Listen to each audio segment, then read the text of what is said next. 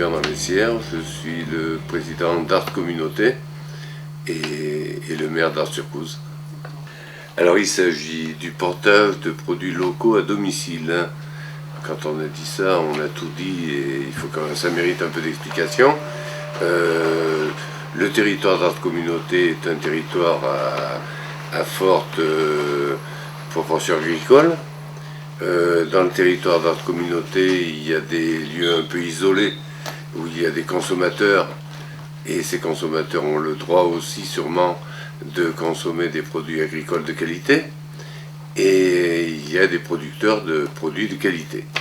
Et il fallait essayer de trouver une solution pour faire le lien entre tout ça de façon à ce que les producteurs trouvent un marché en direct à circuit court et que les consommateurs puissent bénéficier ou consommer ces produits en question. Samuel Lunez, je suis directeur du CIAS, responsable du service de portage de repas. Donc il met à disposition une salariée et le véhicule pour effectuer les livraisons de paniers à domicile. Art Communauté est situé sur le parc des Volcans d'Auvergne. Voilà.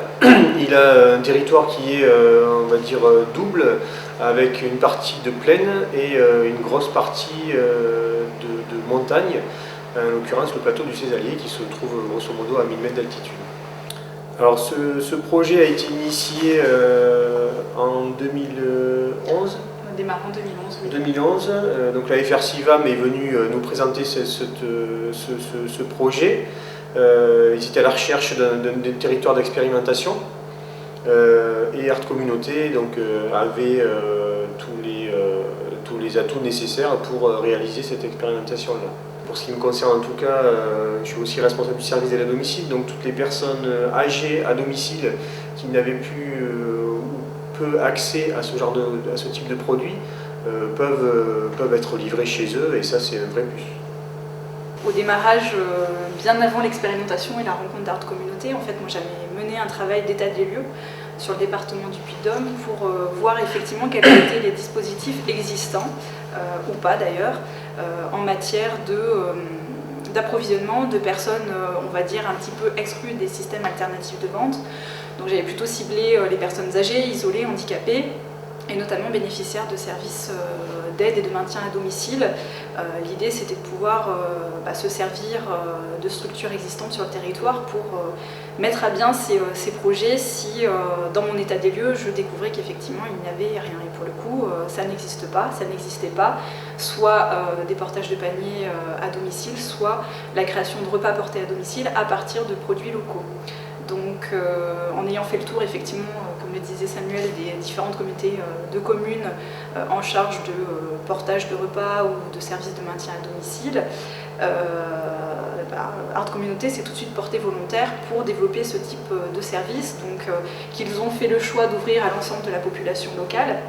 Et puis ça a été aussi un second intérêt pour eux d'un point de vue agricole, puisqu'ils étaient aussi dans la démarche d'installation d'agriculteurs, et donc pour aller au bout de la démarche de l'installation, de leur trouver des débouchés. Donc ça répondait aussi en fait à ces aspects-là, à la fois d'établir un nouveau service à la population et de développer des débouchés commerciaux pour les producteurs agricoles qu'ils avaient pu installer récemment sur leur territoire, et puis d'autres producteurs qui se sont greffés petit à petit au groupe de producteurs qui comptent aujourd'hui une quinzaine de producteurs. Isabelle Renaglia, salariée du GAEC du Fayet. Donc le GAEC du Fayet est producteur de Saint-Nectaire fermier AOP à Mazoir, sur le canton d'Ars-sur-Couze. Vous faites partie du projet de portage de panier, ça fait combien de temps que vous y êtes? Depuis le départ, depuis le lancement. Qu'est-ce que ça vous apporte en tant que producteur? De pouvoir livrer nos produits sur tout le canton à des personnes qui ne peuvent pas se déplacer et à se faire connaître puisqu'on affine nos fromages que depuis 1 an et demi. Donc voilà, au départ on n'en avait pas à la vente et ça a permis de se faire connaître. Je m'appelle Laure Bartomeuf, je suis productrice de plantes médicinales et j'ai créé mon entreprise en cueillette en 2009. Voilà, je fais surtout de la cueillette de plantes sauvages. Et, je viens livrer à peu près 1 fois par mois des produits à la communauté de communes d'Ars-sur-Couze. Il y a à peu près 2 ans, j'ai été contactée par Elodie Bonnette qui a organisé un petit peu et qui a lancé le projet avec le soutien de la communauté de communes d'Ardes. Et donc le projet, c'était vraiment apporter des produits locaux à des gens qui ne peuvent pas forcément se déplacer au marché ou ailleurs et qui veulent quand même des produits de qualité et du territoire. Donc moi j'ai trouvé ça très intéressant. Je suis beaucoup dans une démarche de vente directe, donc ça me plaît d'avoir quand même un circuit court.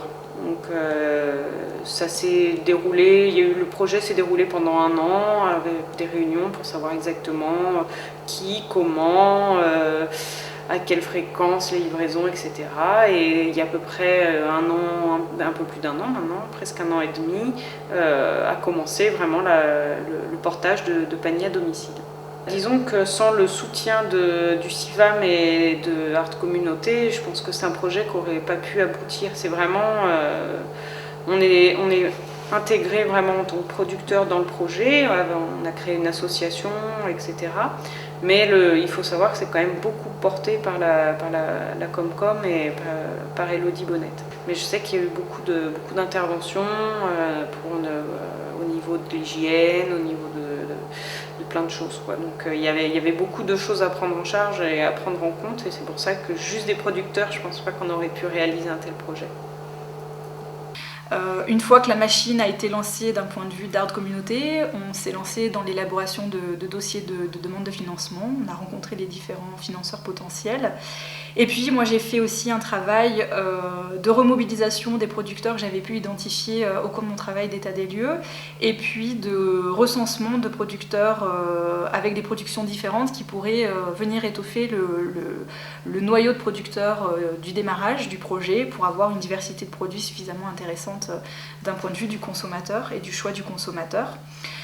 Ensuite, on a mené un véritable travail préparatoire pendant environ 6 mois pour savoir dans quelle mesure on pouvait mettre en place le service, quel fonctionnement on pouvait adopter d'un point de vue opérationnel, qui gère les commandes, qui restitue les commandes auprès des producteurs, où est-ce qu'on amène les produits une fois que les producteurs les acheminent jusqu'à Ardes, qui gère ensuite la livraison, dans quel délai, à quelle période de la semaine, comment ensuite se font les transactions financières, par quel biais et par quel statut juridique on peut faire en sorte d'établir ces transactions. Donc il a fallu répondre à tous ces questionnements, et notamment par le biais d'une association de producteurs qui nous a permis de concrétiser le projet et concrétiser le groupe de producteurs qui s'est formalisé autour de ce projet.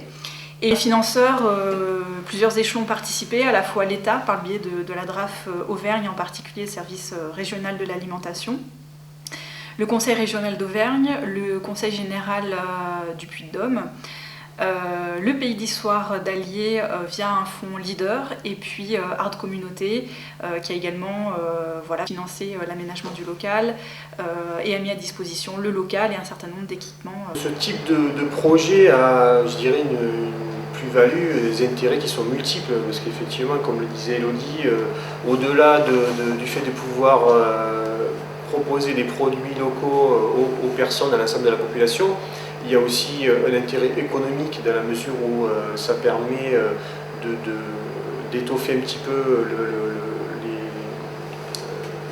les ventes pour les producteurs. Ça permet donc aussi de maintenir ces personnes et leurs familles aussi sur les territoires. Ça permet de faire en sorte que le territoire soit aussi plus attractif, puisque on souffre quand même, comme beaucoup de territoires ruraux, d'un déficit de population, et on travaille à la communauté sur l'accueil des nouveaux arrivants. L'intérêt de ce projet pour Art Communauté, de cette expérimentation, c'était aussi de mesurer l'impact que ça pouvait avoir tant au niveau de la population et donc des clients potentiels qu'au niveau des producteurs, parce qu'on est quand même dans une démarche qui est complètement novatrice. Donc une culture de travail pour les producteurs qui n'est pas celle de leurs habitudes, et une proposition de service pour les clients qui aussi est complètement nouvelle. Et on s'aperçoit au travers de ce projet que l'impact est tout à fait positif, que ce soit d'un point de vue des clients que d'un point de vue des producteurs. Aujourd'hui, ça représente peu et beaucoup à la fois. C'est 62 clients C'est 274 commandes qui ont été prises, donc 274 paniers qui ont été fabriqués. Le montant du panier, le prix du panier, c'est à peu près 40 €.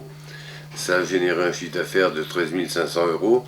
Alors si on compare ça au chiffre d'affaires de Carrefour, c'est sûrement non significatif, mais je crois que c'est pas comme ça qu'il faut le compter. Si on estime que chaque client, 62 clients à 3 personnes, ça fait 186 personnes, et si on tient compte de la population d'Art Communauté qui est de l'ordre de 2100 personnes, on a à peu près 9% de la population qui bénéficie de ces produits de qualité. Ce projet lui-même, c'était de dire ça peut marcher. On n'est pas obligé de rentrer tous dans les filières les filières nationales, mondiales, je sais pas quoi. Ça peut marcher, ça marche. Ça reste encore un peu confidentiel. Je pense que ça peut se développer et je pense que ça peut se faire sur d'autres territoires. C'est vraiment, à mon sens, l'avenir de l'agriculture de montagne, qui est une agriculture de qualité.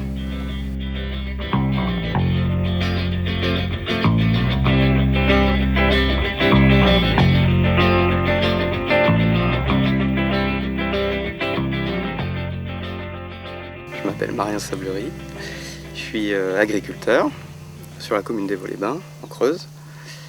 Je suis agriculteur depuis cette année, donc c'est la première année. Et j'ai une activité artisanale en conception-fabrication de machines. Pour la partie agricole, je ne fais que de la culture de céréales et du chanvre, qui fait partie de la rotation.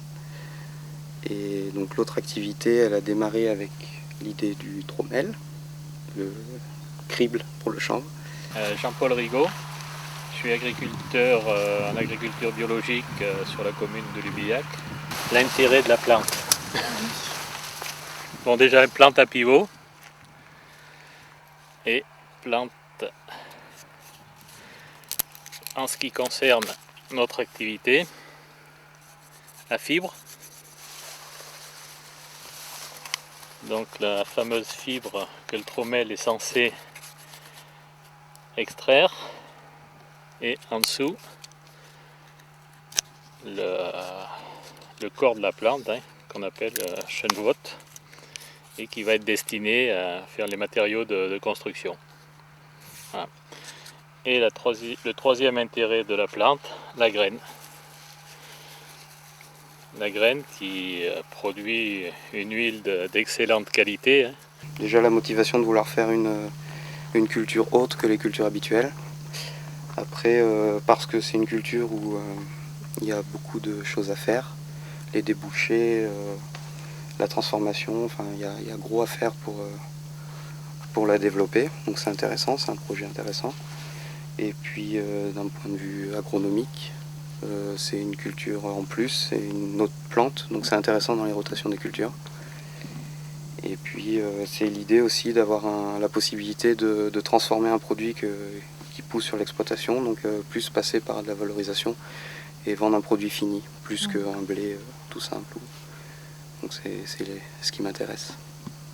Au départ, on pensait que le chanvre c'était une culture facile, et puis au fil des années, on s'aperçoit que c'est une culture qui a besoin qu'on s'y intéresse de plus près, et on la connaît mal encore en fin de compte, puisque j'ai l'impression, moi, qu'elle est très dépendante des conditions climatiques, beaucoup plus que d'autres choses. Et donc voilà, chaque année, on essaye de progresser en étudiant un peu les réactions de cette plante-là par rapport au climat. Mon nom, c'est Olagnol Marc, je suis agriculteur à Ali, à 1000 mètres d'altitude, donc ici sur le plateau de la Margeride. Le chanvre, parce que c'est une culture qui peut se vendre en direct, donc ça me plaît aussi. Donc après, il reste à la transformer et de trouver une structure qui porte un peu tout ça, notamment en chanvre d'Auvergne depuis que je fais du chanvre. Donc. Ça surprend un peu, ça surprend un peu, qu'est-ce qu'il veut faire, et voilà, après c'est toujours les mêmes questions, mais après, je pense pas être un marginal non plus. Après, je pense que ça peut intéresser des gens quand ils verront que ça fonctionne et que ça peut permettre de faire une marge intéressante à l'hectare, quoi. L'idée était de fabriquer un outil capable de trier le chanvre, de pré-trier le chanvre. Et donc l'idée, ça a été que les associations de producteurs du Limousin et d'Auvergne soient propriétaires de leur propre outil. Et donc, suite à des essais qui ont été faits avec différentes machines, on a choisi et défini les caractéristiques techniques d'un outil que l'on pourrait fabriquer. Et il a été fabriqué en 2012-2013. Un peu sur les 2 années. Et il est là. Les producteurs de la filière chanvre en Auvergne s'impliquent à différents niveaux de la filière. Certains sont des référents en termes de culture et d'itinéraire technique pour les nouveaux producteurs qui arrivent. Les personnes comme Jean-Paul Rigaud et Marc Elagnol ont joué un rôle très important sur le côté recherche-machinisme. C'est eux qui ont adapté les outils de récolte. Donc Jean-Paul Rigaud a pu adapter une faucheuse conditionneuse qui a permis de gagner du temps de séchage et de faciliter la récolte. Et Marc Elagnol a beaucoup travaillé sur la mise en place du tamis rotatif pour le tri. Une fois ces essais machinisme aboutis, on a pu définir l'outil qu'on voulait. Et Marien Sabléry, donc agriculteur à Évaux-les-Bains, est aussi le constructeur de l'outil. Donc il a pu nous faire un outil sur mesure. Pour financer cet outil, on a dû faire appel à des fonds d'Atar Massif Central. Ça a permis d'obtenir des cofinancements ensuite de la région Auvergne et de la région Limousin. Et le tout a été complété par un apport du Conseil général de l'Allier. Jusqu'à présent, on a toujours été agréablement surpris par les retours parce qu'il n'y a jamais eu de mauvais retours. Donc, parce que j'ai dû fournir, je sais pas, au moins 4 artisans, voire 5 aujourd'hui. Donc j'ai jamais eu de mauvais retours, que des gens qui seraient prêts à en acheter plus si on en avait plus. Donc ça déjà, c'est une bonne chose, quoi. Au début, on nous prenait pour...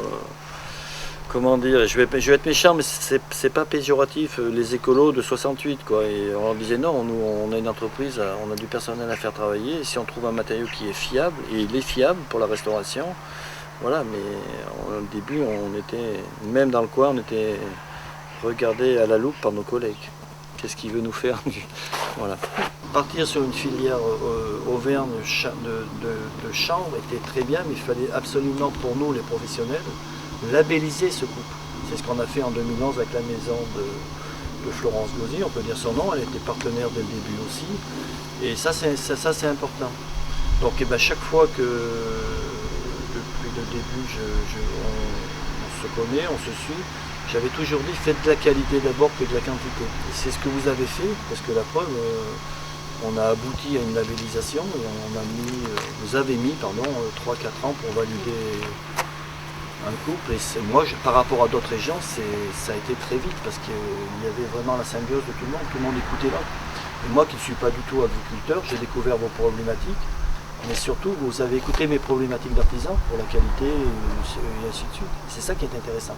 Au niveau de la chambre de métier, on est intervenu après donc à la demande de l'entreprise Vala, notamment pour l'investissement dans le malaxeur et pour demander une nouvelle intervention en dehors du cadre de la convention. Et en plus, donc le leader est intervenu quand même à plusieurs niveaux pour le chanvre d'Auvergne, à la fois dans l'animation technique pour la chambre d'agriculture, mais aussi dans l'aide au financement de matériel pour les entreprises artisanales ou agricoles qui transforment.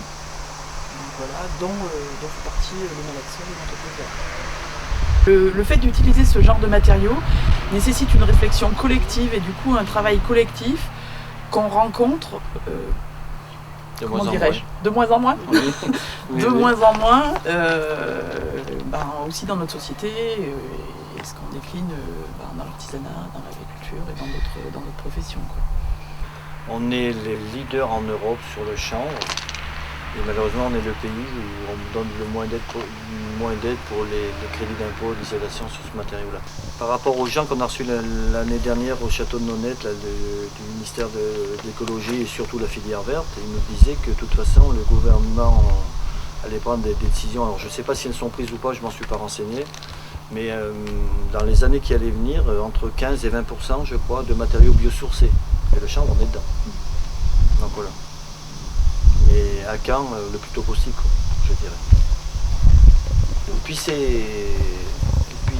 aucun intérêt, c'est de faire travailler, je répète peut-être, mais c'est filière, quoi. On est tous acteurs de ça et ça fait vivre les gens du territoire. C'est ça qui est important. Donc, au niveau du poste que j'occupe actuellement, il y a plusieurs cofinancements qui permettent de financer un temps plein. Donc il y a des apports du Conseil général du Puy-de-Dôme, du Conseil général de l'Allier, également la région Auvergne. Sur ces sources de financement, ça appelle des sources de cofinancement européens qui permettent d'avoir un budget de travail, donc à la fois en temps salarié et en prestation pour le machinisme agricole. Partenaire important sur le pays de Lafayette, la Chambre d'agriculture avec laquelle on a travaillé. Eux ont mis en place des essais variétés, des essais dates de semis pour répondre aux préoccupations des agriculteurs du secteur qui justement se posaient de la question: est-ce qu'il faut semer tôt, est-ce qu'il faut mieux attendre de bonnes conditions climatiques mais prendre le risque de semer tard et d'avoir moins de rendement. Donc les essais qui ont été menés pendant 2 ans avec le lycée agricole et puis Marie Nobili de la Chambre d'agriculture ont pu nous permettre d'avoir des éléments de réponse sur ces points-là. Adrien Rabalan, responsable d'exploitation au lycée agricole de Brioude Bonnefond à Fontanes, en Haute-Loire. Et l'intérêt justement, c'est de montrer ça, une autre production aussi aux élèves, qui peut justifier, comme je vous dis, dans la durée, dans les rotations. Et aussi de participer en termes d'innovation et d'expérimentation, puisque c'est une des missions d'enseignement agricole, de participer à l'innovation et au développement rural. Donc là, l'essai chambre était toute sa place en termes d'expérimentation, puisque chaque année on réalise un essai, que ce soit sur la partie agronomique ou sur la transformation, donc à partir de la culture du chanvre. Donc pour citer des exemples, on a fait des essais de densité, des essais de travail du sol. Voilà. Un projet comme celui du chanvre, ça apporte quoi sur un territoire comme le Brivadois? Tu l'as vu, il y en a plusieurs. La création d'une filière économique qui s'est constituée toute pièce. Tout à fait. Avec des agriculteurs, encore une fois, des artisans et des consommateurs locaux qui font de l'autoconstruction. Premier élément. Deuxième chose, ce que je disais, c'était une dynamique locale avec la création de réseaux entre les acteurs du territoire. Ça aussi, je pense que c'est tout aussi important que la création de la filière en elle-même. Voilà, et puis l'aspect diversifiant, on va dire, de l'activité, comme le disait M. Lagnol tout à l'heure. Et puis je pense aussi, comme disait Fabrice tout à l'heure, des initiatives un petit peu innovantes sur le territoire. On a un territoire rural. L'innovation, c'est pas évident en milieu rural, donc c'est aussi quelque chose, je pense, qui aide à ouvrir les esprits. Voilà, aide à ouvrir les esprits et fait bouger les choses. Ça nécessite de trouver des alternatives de financement si on veut garantir la continuité temporelle du financement. Voilà, le programme Leader va se terminer d'ici quelques mois. La filière, elle n'est pas née comme ça du jour au lendemain et elle a besoin de grandir encore. Donc, on aura besoin forcément d'accompagnement technique, d'accompagnement aussi financier sur des investissements. Donc, après, voilà, il y a des contraintes aussi, on va dire, propres à ce financement européen. Ils ne sont pas toujours évidents. Le fait qu'on ne peut pas faire d'avance de fonds, des choses comme ça, mais qui sont un peu récurrentes et qui peuvent être pénalisantes pour une petite filière comme ça qui est en train de se mettre en place. Tout à fait exact. On peut en rajouter peut-être une certaine lourdeur administrative dans la gestion des dossiers, qui ne facilite pas non plus la mise en place et surtout le fonctionnement du programme. Des retards de paiement parfois et qui pénalisent les structures associatives notamment qui n'ont pas les fonds de roulement nécessaires pour avancer la trésorerie nécessaire au projet. On est tous éloignés les uns des autres de je ne sais plus combien, 150 jusqu'à 200 km peut-être. Et donc on a besoin de structures qui nous fédèrent pour faire avancer cette filière, et notamment Belcivam, puisqu'il est là par le biais de chambres d'Auvergne, mais aussi les chambres d'agriculture. Et je pense qu'il faut qu'elles y soient partie prenante, il ne faut pas qu'elles aient peur de s'y lancer. Ce n'est pas une culture qui est tout à fait marginale, au contraire, c'est une culture d'avenir. Et puis tous les autres acteurs, et notamment un peu le SMAT aussi, par le biais du leader, ou le leader par le biais du SMAT, je ne sais pas comment on peut dire. C'est plutôt comme ça. On a besoin de financeurs aussi. C'est vrai qu'on fait, vous voyez, hein, c'est des installations qui sont vraiment sommaires et on a besoin d'aller un peu plus loin, quoi. Si on veut développer notre outil et notre filière. Voilà. Et notre plus gros point à l'avenir, c'est de faire connaître le produit que l'on fait et apprendre aussi aux particuliers à s'en servir, à l'utiliser. Et je pense qu'il y a énormément de gens qui sont en attente de ça. Au bout de 3 ans, on n'a encore pas mis en place peut-être, même si ça avance bien, les outils de développement économique. Mais bon, j'ai confiance et avec les CIVAM, avec l'association Chambre d'Auvergne, je pense qu'il y a des gens qui sont très volontaires là-dedans pour faire avancer les choses et moi je crois qu'on va y arriver, oui. Non, parce que en plus on suscite, j'ai l'impression, pas mal d'intérêt des pouvoirs publics et tout, on a eu des aides, donc il faut que nous on soit solidaires et puis qu'on amène le projet jusqu'au bout. Holly came from Miami, FLA. Hitchhiked away across the USA. Plucked her eyebrows along the way, shaved her legs, and then he was a she that said, "Hey babe, take a walk on the wild side." I said, "Hey babe, take a walk on the wild side." All right.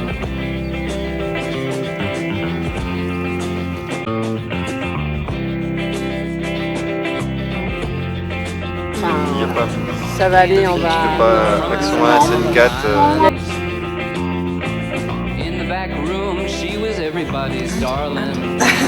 Ça va être à la fin. But she never once lost her head. Even when she was given head, she said, "Hey babe, take a walk on the wild side." Tu t'en sors? Tu veux de l'aide? I said, "Hey, Candy, take a walk on the wild side." And the colored girls go, do do do do do do do do do do do do.